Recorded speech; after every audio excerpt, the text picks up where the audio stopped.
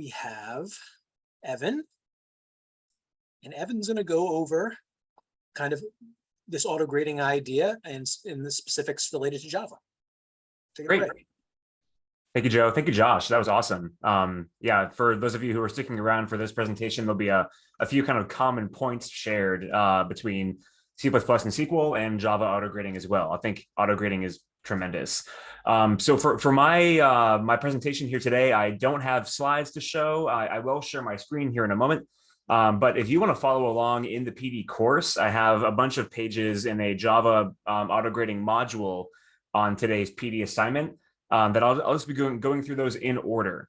So I'll start out talking about sort of my philosophy when it comes to using an autograder, and then we'll get into how to write tests for input-output testing in a Java class, and then using JUnit to test out specific methods, and even going into entire class-based testing.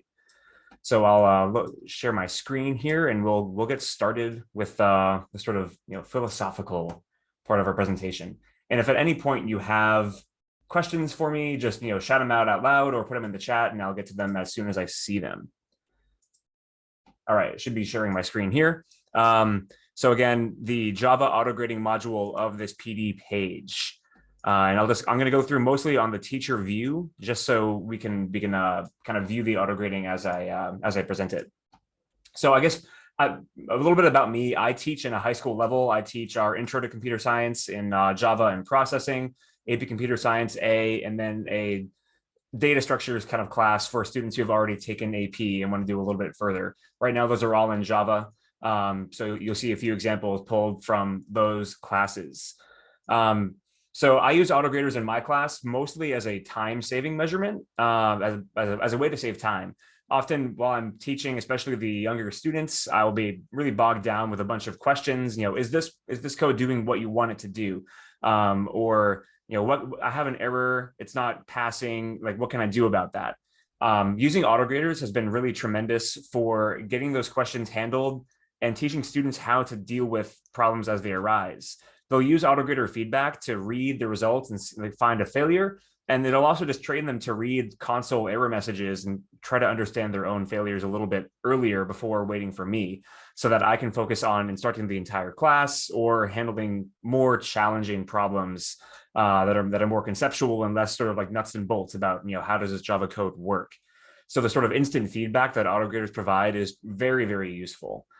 Of course, it does require a little bit of upfront work to make it useful. You have to write the autograder ahead of time, and an autograder is only as helpful as you make it. So you have to consider all the different cases. Are you testing the example values that you give with your problem statement? Are you writing other example inputs, other inputs that weren't in your example, rather, to make sure that the students aren't just doing what Josh was talking about with hard coding and just saying if the input is this, print this out. I don't typically use a lot of hidden test cases, and at the high school level, I'm fine with them seeing all the inputs. And so far, I haven't had an issue with students, testing if the input is this, print this, and if the input is this, return this. That also comes with using a bunch of different inputs, not just one input per problem. So testing out edge cases, testing null, or telling students explicitly that they can avoid null. Either one works depending on kind of where you are in your instruction. And then the feedback is also as important, in my opinion, as the tested values. If the autograder should fail, it should print out a result saying why it failed. If you're starting to write unit testing and the result from the assert statement is expected true, but was false, that is incredibly unuseful for a student. And you wind up getting a question about that when you could provide them with example input value that produced the incorrect return value for a method. So work on feedback messages to sort of anticipate whatever questions your students might have. And then I like the idea of writing a model solution and testing your autograder on that solution. There have been a few times where I didn't do that, and I got caught up having a very simple syntax error in my autograder that students could not test their code because it wouldn't run, that was awkward. So that's this first page here. Let's talk about unit testing, how to set up a unit test first. So we use system.in in my class, and you probably do if you're using Coding Rooms Java as well. And it's really useful, especially at the beginning of a course before you teach them methods that return values. If you can test printed output, that's where when input output testing really kind of gets going here. So let's look at an example assignment, and you are welcome to complete this on your own as well as a student view. It's called, it's hello coder. It's a hello world. Basically, print hello, comma, and then someone's name typed into standard input. So if the user's name is Priya, they should print out hello Priya when Priya is typed in there. So in my coding window here, I have provided a template code that sets up a scanner for them. You have to change the name to be something else and then print out hello name. This is basically how do you use scanner in some way. I'll show you my test bench for this as well. But just to show you again, if you weren't here earlier, in the student view, students are greeted with this main.java page. They can edit the code as they see fit. Maybe I'll say name is equal to sc.nextLine or something like that. If I hit check answer right now, it won't run the code here in the console, so I won't be able to play with it right there. But I can see that my two test cases work. So it says hello Joe when the input is Joe, and it says hello Priya when the input is Priya. Something that you should also teach your students about while you're showing them how these assignments work is, especially with input output testing, sometimes they'll see red and still have a right answer. Look for the word passed in the autograder output and show them what's happening with the red and green output. This hello Joe is what printed out. And my autograder test happened to have an extra line on the edge there. I chose to ignore white space in my autograder, and I'll show you what I did there. But the red means that there's a difference, but a difference is not always a failure, depending on how you set up the autograder. So just something to be aware of there. Students might freak out seeing red, but that is okay. Let me show you what exactly I'm testing here. So I'll exit the student preview and go to my test bench here. So I have two test cases. Both are input-output comparison. You create a test case by hitting add test case and then choosing from one of these four options here. I'm just choosing input-output comparison, assigning points. You can do 0 if you want, and then giving it a name. So my input for this first one is not hidden, and my compare method is I'm looking to make sure that the output contains hello Priya, and the capitalization does matter for this compare method. Other options that you can choose are flexible equality to ignore uppercase or lowercase, extraneous white space, and any special characters that may have been ignored. I think this could ignore the comma in hello Priya, for example. Equals exactly means I want exactly this. White space does matter. Case does matter. Contains an exact value at least once means they could print out a whole bunch of other garbage as long as hello comma Priya is in there somewhere. Or you can write a regular expression if that is your jam. That's usually too much for my inputs unless I'm using like a mathematical input output sort of thing, testing some mathematical operation. So here my Priya test does input for Priya, and then the output when the program's done, it should have printed out hello Priya. My other test that wasn't from my example is Joe and uses the same input, Joe and hello Joe. That's my input output test there. I see one message in the chat. Is that for me? Nope. Thank you, Joe. Any questions about input output? Feel free to ask them at any point. I'm going to go on to unit testing. So we use JUnit in coding rooms, and I think that's the most common unit testing framework for Java, across industry and education. And I use unit testing as soon as students learn how to write methods with return values. Unit testing will take the return value of a method and compare it against an expected result. So in this method here, you'll be writing a method called 5-year plan, where you have to ask the user for their age using standard input. And then, wait, is this? Oh, excuse me. I got ahead of myself. This is still input output testing, this 5-year plan one. I forgot that I just added this page. So this one, you're asking the user for their age and their goal, city or state or country where they want to live in 5 years. And then ideally you should print out how old they'll be in 5 years and kind of confirm to them that they'll be living there. So if I entered in 25 in Barcelona, the program should print out something containing the age 30 and Barcelona somewhere in the output as well. So this is going for a different, slightly more involved input-output test that is confirming that the user has successfully added 5 to the age and printed out an input city.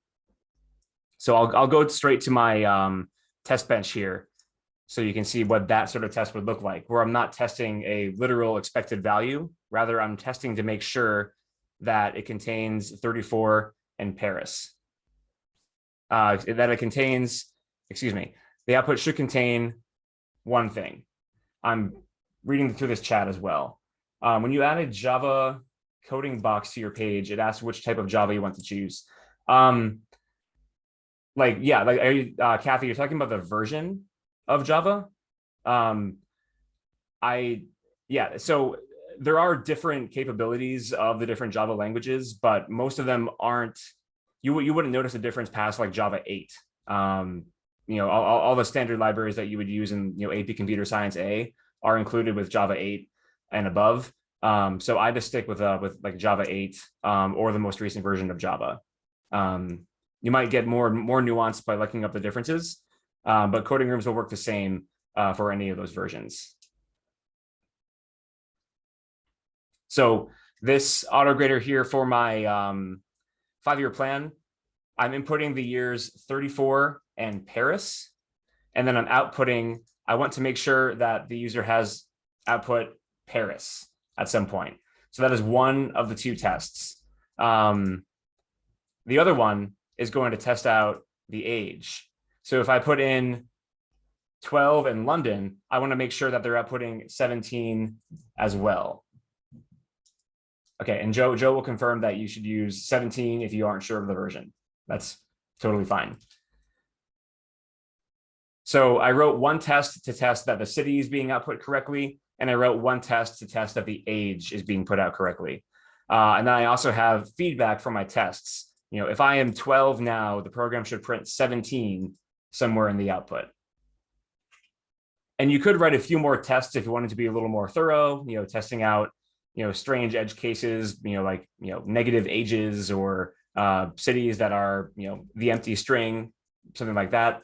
But this is just a really simple sort of, example case for you to check out here. I'm going to move on to JUnit because I already started talking about that one earlier. Sorry, Randy. Would you also make a test case that tests both? You certainly could, but the way that they have the compare method set up here for contains an exact value at least once, it wouldn't work with my expected output in this problem. So I'd have to make 2 test cases, one to test 17 and one to test, and for this test, London. You could write a regular expression to make sure that the output contains both 17 and London, but that's a little advanced for such a simple test. So I could write the same input for 34 in Paris. I have one test that tests 39 as an expected output and one test that does Paris as an expected output. But I would need to do a regular expression if I wanted to have one test test both at the same time.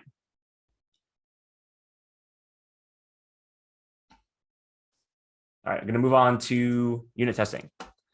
So JUnit is the unit testing method that we use. And I'm going to link you on this page here to Joe's website, where he has a lot of really good examples for using unit testing in coding rooms.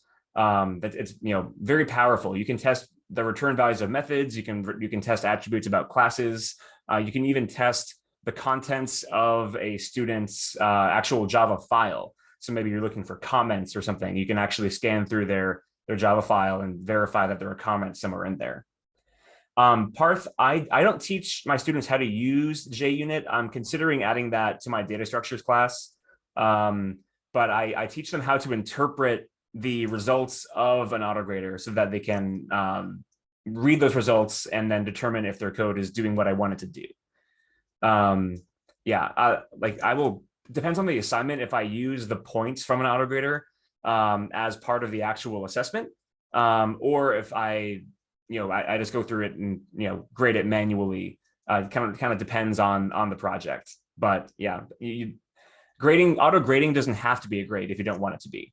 It's kind of an instructional choice. But I do teach them how to read the responses that come out of my autograder. All right, so again, check out Joe's page, really useful. He has Java and I think Python. He might have a couple other languages thrown in there as well. But yeah, definitely check that out. So our first assignment that we're going to do is a find maximum algorithm here. So given an array of integers, can you find the maximum value and return it? That's what I'm testing here. So the method findMax should find and return the maximum value, and I'm guaranteeing to my students that the array has at least one value in it, just because that's nice and easy. So if you want to write a model solution, if you want to write a student solution on your own, you are more than welcome to. I'm going to go and jump right into my test bench though. So here I have a test called short array, which is not hidden. I'm not showing them the unit test code though, because if I'm not teaching them JUnit, I don't want them to focus too heavily on reading the unit test code. And here are a few tests that I've thrown in.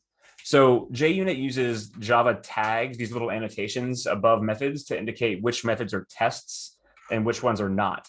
So I have two tests in this coding rooms tests class. One of them is testing an array of 3, and one of them is testing, I call it short and negative, which is an example that's a short array and all negative numbers.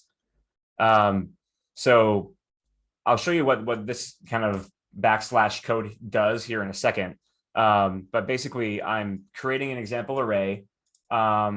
Yes, Lillian, this is something that I wrote myself. It's not generated by the system. I'll show you, I'm going to make in this example another test, and I'll show you sort of how that process works from the very beginning.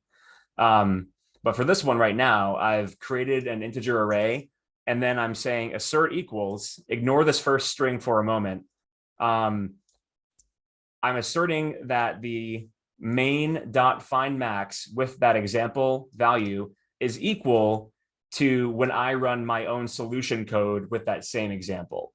So I'm confirming that when I run the findMax teacher method down below here that I wrote, that the return value is equal to the return value from the student's main class's findMax. So the last value here is the value when you run the student code. The second value here, where I have findMax teacher, that is the expected value.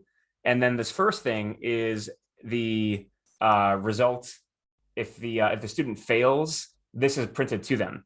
So I say you fail with the array 314. Now all this other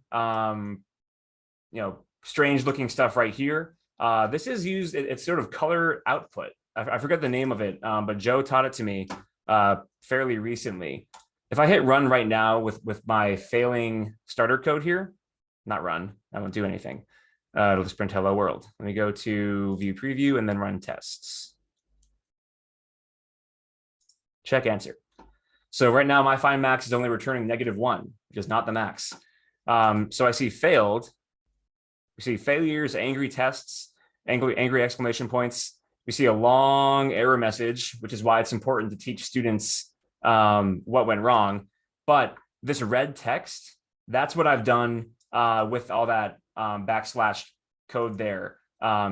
It sort of highlights the teacher output code in this otherwise kind of hard to read JUnit output. So I say you fail with the array 46, 29, 82. I expected that the max is 82, but the value that was returned was -1. So I think on Joe's page, there is an example for how to use those different color codes. Yes, Richard from Coding Rooms. There is also a run test on the instructor side that I could click. So let me show you back to my test bench here. So I have a failure message that goes along with my expected output. Students do not see that message if they pass the test. But this stuff here is what I use to color code my output. Does that string color? Yeah, I think the ANSI color codes also work in standard output. It doesn't have to be only in JUnit. It could be a fun thing for you to interpret, to instruct your students if they want to learn that sort of stuff. Okay, so I'm going to make a new test case to test a longer array, maybe even using random values. So up here, I'll go to add test case, change the test type to unit test, and say longer random array. So I hit OK. I'll go down here, and I'm using JUnit 4. That's the only one that's useful for Java autograding. There's a before and an after tag as well that comes included with the starter code. I typically delete them, but you can use them if you're going to instantiate an object that you only want to do one time, or run some other setup code that should only run once before you start the tests. I typically don't use those in my classes, but they certainly are useful. But for now, I'll delete them. So here's one test default case. I'm going to make an example array of 1,000 random numbers. So int nums equals new int 1,000. Then I'll use a for loop to produce a random input value.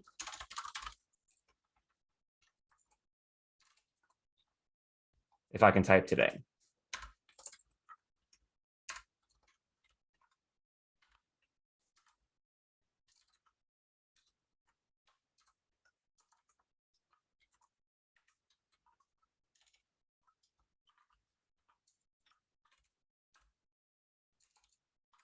So here I'm setting random numbers from -500 to 500 and just inserting them into the array.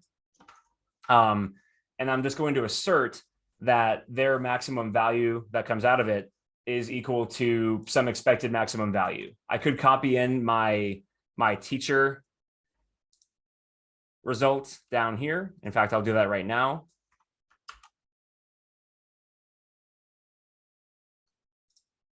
So my find max teacher thing, and I'll just confirm that find max teacher returns the same value as the student's find max method there. So I'll say assert equals, and the failure message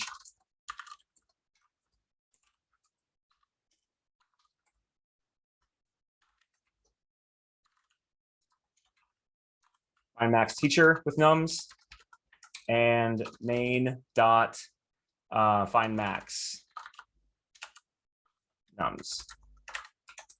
I recognize I'm going very quickly. This test code is available to you, or I think it will be available to you after the end of the day today, if that's confusing to you, or you want to review it later. So I'm going to run the tests on my model solution just to confirm that the autograder will run. Did I make a syntax error? Yeah, comma instead of a semicolon after that. Rats, thank you.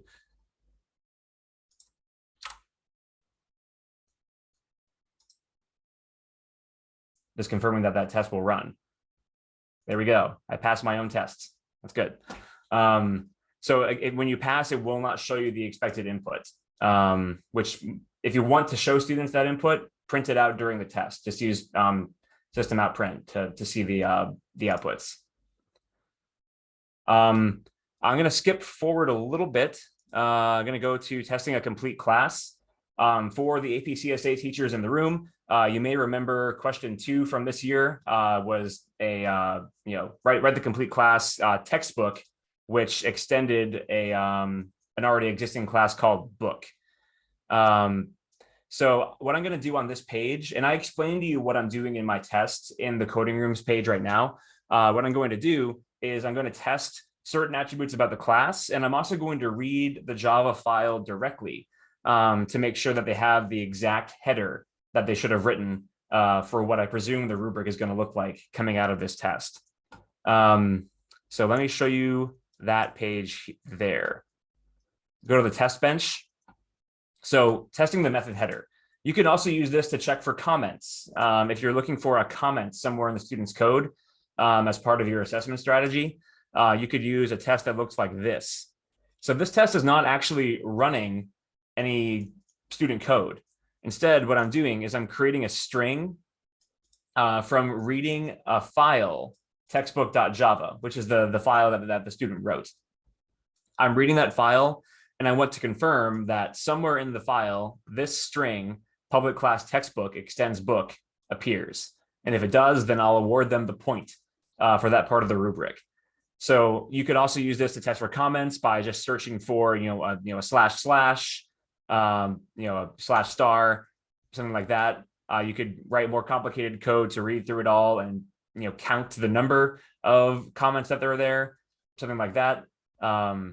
I've done that before, and it's useful to a point. You still would have to manually check to make sure that the comments are meaningful and that sort of thing.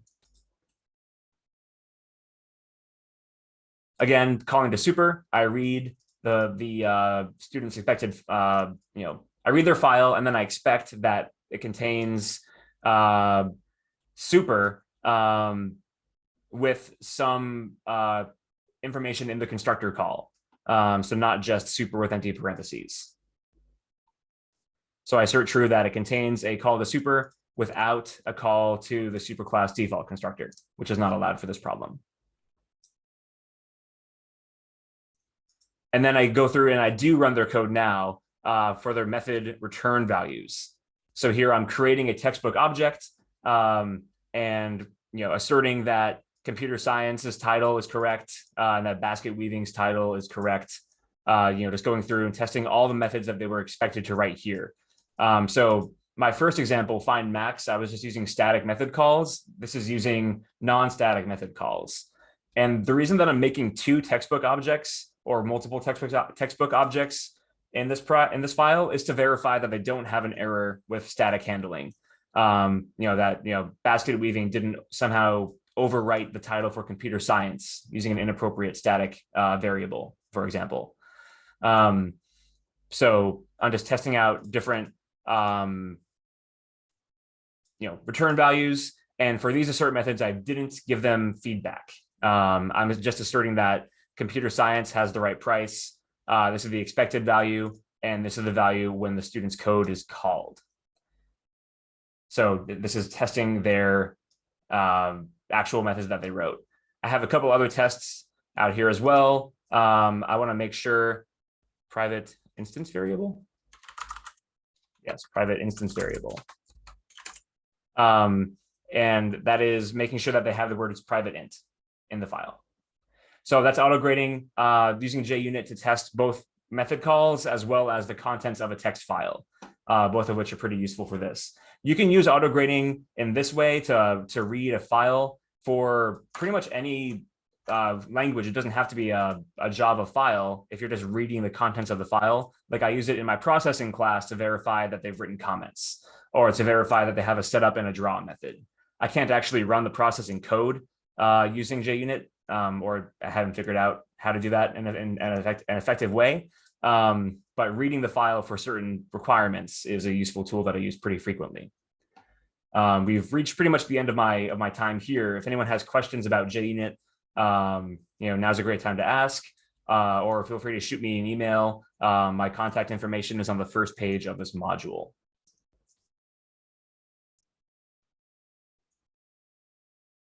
Well, thank you so much, Evan. Any questions? Feel free to throw them in the chat for Evan.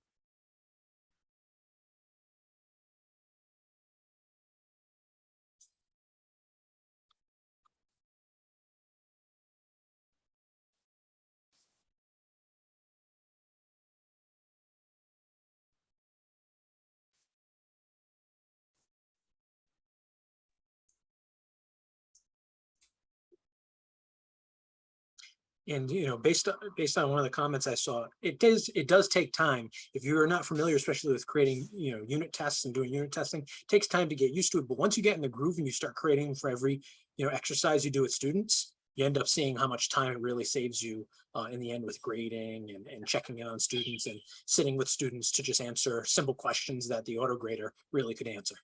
Right. Tim Barron, do I use CS Awesome? I'm now that Coding Rooms has the CS Awesome curriculum like loaded up in their new classrooms, I'm going to be adding them to my own class. And I will use autograders for those whenever possible. Let's see, I can't. Yeah, I don't. My old AP Computer Science is on the kind of classic Coding Rooms page, but I have, I think, loaded up. Rats. No, I don't. I have a bunch of individual assignments that are all auto graded. Like even the small daily work assignments, I auto grade because I want the students to always have that feedback whenever, especially when they're learning.